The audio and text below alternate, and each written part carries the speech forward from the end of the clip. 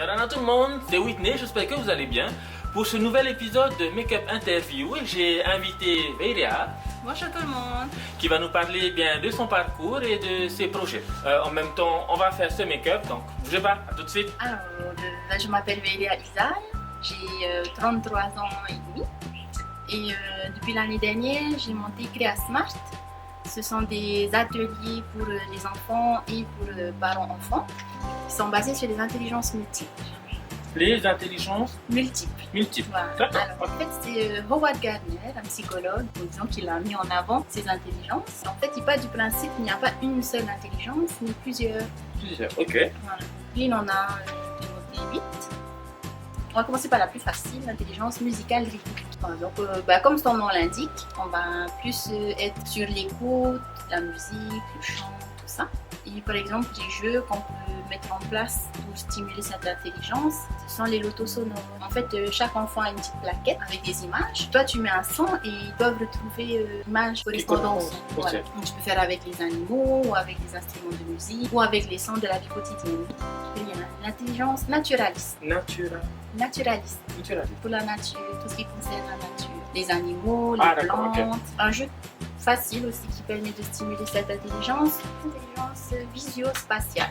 Le terme paraît un peu compliqué, mais en fait c'est tout simple. Visio-spatial, c'est tout ce que tu vois et l'espace. Donc c'est pour apprendre aux enfants à se repérer dans l'espace? En fait, voilà, tu vas stimuler cette intelligence. Certaines personnes sont, à partir de l'enfance, sont plus douées dans certains domaines. Et le fait de stimuler ces intelligences, ça va permettre aux enfants de voir quelles sont leurs capacités. D'accord. Donc il y a de 3 à 6 ans, c'est un premier créneau, 3 à 6 ans. Et après, de 7 à 9. Soit que les enfants, soit les enfants et les parents. D'accord. Donc comme ça, en fait, ça permet aux parents de retrouver un lien avec leur enfant. Parce qu'avec la vie active, c'est difficile de trouver du temps pour son enfant. Et là, pendant 2 heures, tu consacres ce temps rien qu'à ton enfant. Tu joues, tu fais des activités qui vont stimuler l'intelligence. Et les parents, ils adorent ça. Ils sont super contents d'avoir passé un moment avec leur enfant. Alors, quand j'étais petite, je devais avoir 8 ou 9 ans. J'ai fait mon premier soutien scolaire. Ton premier quoi? Soutien scolaire. En fait, c'est moi qui aidais les élèves. Ah, en fait, ok. Ouais, c'est pas commun. Ça à l'école pendant les récréations. Ça avait commencé en fait avec un copain qui avait du mal à lire. Et donc, moi, je lui proposais des petits exercices. Oui. Et après, ça fait un peu effet bouche à oreille. Et pendant la récréation, je me suis retrouvée comme ça avec 5, 6, après 7. Et après, ça faisait une dizaine d'enfants avec moi. Voilà. Et à un moment donné, ça a commencé les enseignants ont commencé à se poser des questions.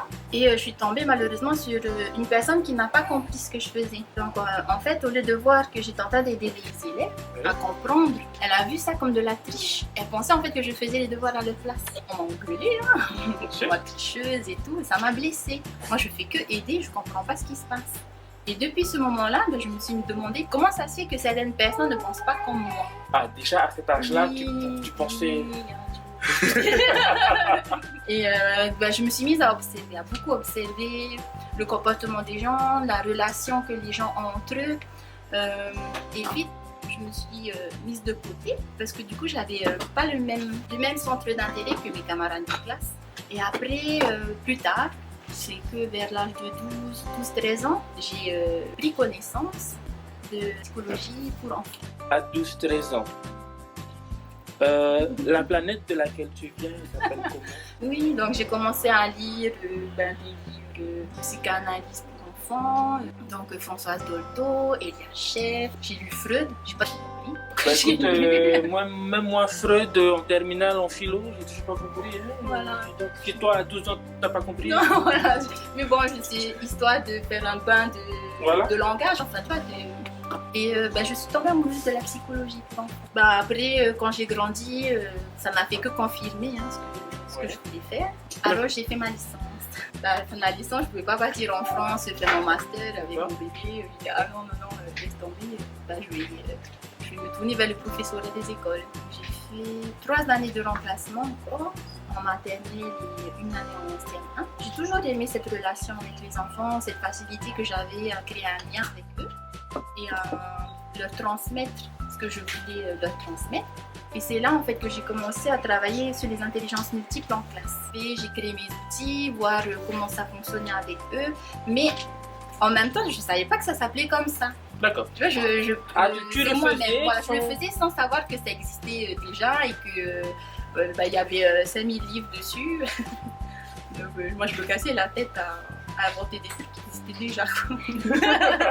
Enfin, je me suis éclatée avec mes élèves et les enseignantes qui reprenaient mes élèves après me disaient ah, ils sont épanouis tes élèves. Et les parents aussi venaient me voir, mon enfant il est carrément épanoui. Du coup, j'ai vu que les outils que j'avais mis en place ça marchait. Des outils qui étaient différents de... Voilà, de ce que la plupart proposaient. Ok. Il y a beaucoup d'enseignants qui mettent l'enfant bien au centre de la classe, mais il y en a beaucoup aussi malheureusement qui privilégient le programme, quitte à laisser les enfants de côté. C'est pas de leur faute, c'est vraiment le système qui est comme ça. Le système qui veut que... C'est terminer à tout prix le programme et on s'en fiche si on en met de côté. Alors que moi, en début d'année, je préfère privilégier la confiance en soi, que mes élèves aient confiance en eux, qu'ils soient autonomes dans la classe et qu'ils s'entraident entre eux, plutôt que de privilégier la réussite et les notes.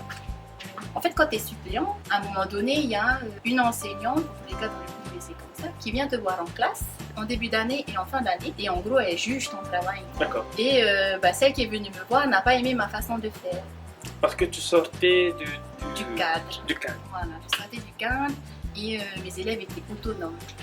Donc, en gros, moi, j'étais juste un soutien pour eux dans la classe, mais sinon, ils faisaient comme ils voulaient. Bien que tes élèves, ils étaient autonomes, ils réussissaient. Ah oui, ça oui. Mais ta méthode a été pointée du doigt. Ah oui, Okay. Tout à fait. Ah, j'ai eu un rapport, mais plus que négatif. Ouais, ça m'a complètement perturbée parce que moi qui voyais mes élèves totalement épanouis, et tu sais, j'avais un élève dans ma classe en CM1, la direction m'a dit mais tu pourras rien pour lui. D'accord. Ah mais mal au corps quand j'ai entendu ça. Ça m'a énervée. Et le gamin, Il était mis de côté. oui, il était mis de côté parce qu'il avait déjà redoublé plusieurs fois dans sa scolarité. Et on m'a dit, il faut juste qu'il termine une année et après on le fout, on ne sait pas, je crois, on m'avait dit. D'accord. Et moi j'étais choquée qu'on me parle comme ça. Déjà je ne le connais pas et tout de suite on vient me donner un avis. Oui. Là je dis non, le laisse, moi je vais faire mon propre avis avec cet enfant. Et le gamin il a fini dans les 10 premiers de la classe. Il a fait un CM2 normal et là il est en train de faire une scolarité générale, quoi. Il a trouvé sa voie parce que dans la classe, j'ai réussi à faire en sorte qu'il s'aime et Voilà. qu'il trouve ses points forts. Okay. Et du coup, il a travaillé sur ça, il focalisait sur ses points forts. Suite à ça, Ça t'a je me suis dit, bloqué. ah non, je ne veux plus être dans l'enseignement. Si c'est Ouais. pour qu'on te critique alors que tu fais du bon travail, je ne veux pas être dans cette voie-là. Du coup, mon chéri m'a dit, va faire ton master en psychologie, que je puisse faire mon master en psychologie du développement de l'enfant et de l'adolescent. J'ai adoré les cours et tout, c'était vraiment intéressant, sauf que j'ai appris que même si j'ouvrais mon cabinet, je devais quand même rendre des comptes dans ma pratique. Voilà, donc je ne pouvais pas faire ce que je voulais vraiment, même si je me mettais à mon propre compte. Parce que comme tu as le statut de psychologue, du coup tu as une certaine éthique. Mais j'avais compris que je ne pouvais pas monter mes ateliers de la façon dont j'avais envie de le faire. Ok. Voilà. Et du coup, ça m'a bloqué pendant Un petit autre blocage. moment. Voilà. J'ai pas envie qu'il y ait quelqu'un qui est au-dessus de moi qui vienne me dire non mais Vélia, ta méthode, je l'aime pas. Alors que ça fonctionne. En revenant de France, mon ancien directeur me dit Vélia, j'ai un remplacement. Je dis bon ok. Qu'est-ce que tu veux, alors qu'au départ, je ne veux plus du tout retourner dans l'enseignement. Et c'est là, en fait, que j'ai entendu parler des intelligences multiples. Mais enfin, c'est ce que je faisais avec mes élèves et tout, ça existe et tout, super. Du coup, j'ai un support pour leur dire, oh non, non, je ne fais pas n'importe quoi, en fait, ça existe. C'est pas toi qui l'as inventé, voilà, c'est vrai. Il y a eu des recherches sérieuses sur ça. Et ça marche. Donc, j'ai repris confiance en moi, en fait. Du coup, je me suis dit, ok, en fait, ça va, j'étais pas du tout à l'ouest. Je faisais quelque chose de bien vraiment avec les élèves. Qui n'était pas reconnu en fait. Voilà. Alors, Thierry Maline.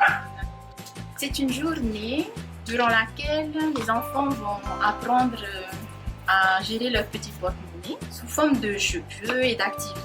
Donc on va pas, c'est pas une journée pour apprendre à être comptable ou non, loin de là. Non, c'est vraiment prendre de bonnes habitudes dès le jeune âge. Et alors cette idée de lire ma ligne, oui, tu l'as eu Alors oui, je l'ai eu en fait grâce à mon fils de 8 ans qui s'était fixé un objectif financier à atteindre avant le mois d'avril et en fait il a dépassé son objectif financier. Donc en fait il voulait juste gagner 5 000 francs et il a gagné 8 000 francs. Okay. Donc avec son papa on était super fiers de lui parce qu'il s'était bien démené pour avoir ses sous. Mais en même temps mon petit cœur de maman a eu peur parce que 8 000 francs... Voilà, quand tu as 8 ans, c'est beaucoup quand même. Oui, hein. c'est ça. Et je voulais surtout l'avoir dans les mains. Voilà, dans les mains, les sous. Et puis, sa première question, c'est maman, on va pas aller au magasin, tu vois. Il a envie de dépenser. Et moi, j'ai peur, j'ai dit ah non, je veux pas qu'il prenne des mauvaises habitudes de gagner de l'argent et tout de suite tout dépenser. Du coup, je me suis dit tiens, je vais voir avec lui un outil pour qu'il puisse mettre de côté de l'argent et pouvoir dépenser quand même un petit peu de ce qu'il a gagné. Intelligemment. Voilà, tout à fait. Et je me suis dit si moi je suis dans ce cas de figure, sûrement que d'autres parents ont été confrontés aussi à cette situation, à se demander est-ce que je laisse mon enfant gérer tout seul son argent ou est-ce que je l'aide parce qu'on a envie que nos enfants soient autonomes. Mais moi je n'ai pas envie qu'ils prennent de mauvaises habitudes. Donc s'il gère lui tout seul, il va faire des erreurs, il va apprendre de ses erreurs, mais en même temps il risque de garder une mauvaise habitude. Je me suis dit si on donne à nos enfants les bons outils, les bonnes habitudes, ils seront autonomes, ce sera plus facile pour eux dans leur vie d'adulte. Et le 17 août à l'Intercontinental, je fais un petit séminaire pour les parents à partir de 8h. Et là, moi, je vais proposer aux parents de leur expliquer un peu l'intérêt des intelligences multiples et en quoi c'est bénéfique pour leur enfant de les stimuler en fait. Okay. Mais sous forme de jeux, des jeux qui pourront aider leurs enfants. Oui, et après, lors de ce séminaire, je vais parler aussi d'un programme que je suis en train de mettre en place. À côté de ça, j'ai un projet pour les écoles qui s'appelle Ensemble Communicants. En fait, je suis partie du constat que quand j'emmène mon fils à l'école, il y a beaucoup de bagages. Je me suis dit, moi, en tant que patentée, je peux proposer des outils aux enseignants et aux élèves pour apprendre à communiquer dans la bienveillance. Du coup, j'ai monté un programme que je propose aux écoles. Programme de 5 à 9 séances allant de la maternelle. Que tu vas mettre en place dans les écoles directement? Oui, voilà. Donc, je dépose le dossier aux écoles qui sont intéressées, elles lisent et tout, et puis après, elles me contactent et comme ça, on prévoit des séances pour les classes. Okay. Je leur donne les outils pour que les enfants apprennent à communiquer entre eux. On voit beaucoup sur Internet une nouvelle façon de penser par rapport au système éducatif, notamment sur le fait que le système éducatif actuel est dépassé, voilà. Et c'est un constat que tu as dit. Voilà. Depuis que j'ai commencé l'enseignement, je me suis rendu compte qu'on privilégie le programme, mais un programme qui n'est plus adapté. Qui n'est plus adapté. Il n'est plus adapté aux enfants de nos jours. Ça se ressent dans l'échec scolaire. À la fin de la scolarité, les enfants ne savent pas ce qu'ils veulent faire. Ils sont totalement perdus. Ça fait des jeunes qui font des études pour faire des études et après ils font un métier qu'ils n'aiment pas forcément. Si par chance ils arrivent à trouver un métier, quoi. Malgré que ce système éducatif ne soit plus adapté, on ressent quand même que le gouvernement, que l'État en place s'obstine à garder cette façon de... Alors il y a quelques années, l'ancien gouvernement, ils avaient mis en place un livret scolaire unique où ils avaient demandé à enlever les notes, que ce ne soit pas une note qui représente l'enfant en fait, une moyenne. C'était une très bonne idée. Après, je ne sais pas où ça en est parce que vu que le gouvernement a changé, il y a eu aussi des blocages. Je sais qu'il y a beaucoup d'enseignants qui ont peur quand on leur dit il n'y a plus de notes. Ils se demandent du coup, mais sur quoi je vais... Parce que ces enseignants eux-mêmes ont été formés à l'école. C'est tout à fait normal que... Oui, tout à fait, parce qu'on n'a pas forcément de formation pour venir nous expliquer pourquoi certaines écoles ont la chance d'avoir cette formation. Il y a quand même des enseignants qui sont paniqués. Moi, je vais faire quoi du coup comment je vais noter. Oui. Mais justement, c'est ça le problème. Il ne faut plus noter. L'enfant, après, il croit qu'il vaut 0, il croit qu'il vaut 5, il croit qu'il vaut 10. J'espère qu'il y aura beaucoup de changements qui vont se faire. Là, ce qui se passe, c'est que du coup, il y a beaucoup d'écoles privées qui s'ouvrent pour pallier à ce manque. Quelque chose que bien sûr on aimerait que ce soit le plus d'enfants possible qui aient accès à ce genre de... Alors on tient à préciser que ce ne sont pas les instituteurs, les enseignants qui... Non, c'est pas... Voilà. Non, au contraire, je trouve que vraiment les enseignants font un bon travail boulot, exceptionnel avec toute la pression qu'ils subissent, comme par le ministère de l'Éducation. Après, tu as aussi les parents qui sont derrière. Mais c'est bien le système que l'on... Voilà. Pour ton accouchement, tu as dû mettre CréaSmart de côté. Oui, tout à fait. Là, les ateliers que j'avais mis en place, c'était plus parents-enfants. Alors là, c'est-à-dire qu'ils font des activités, ils n'ont rien à préparer. Là, ils arrivent, tout simplement, ils s'assoient. Moi, je fournis le matériel. Puis, certains parents sont surpris parce qu'ils se rendent compte des capacités de leur enfant. Donc, les parents qui seraient intéressés par ce que tu proposes peuvent te contacter sur ma page Facebook, CréaSmart. Sinon, rendez-vous le 17 août à l'Intercontinental.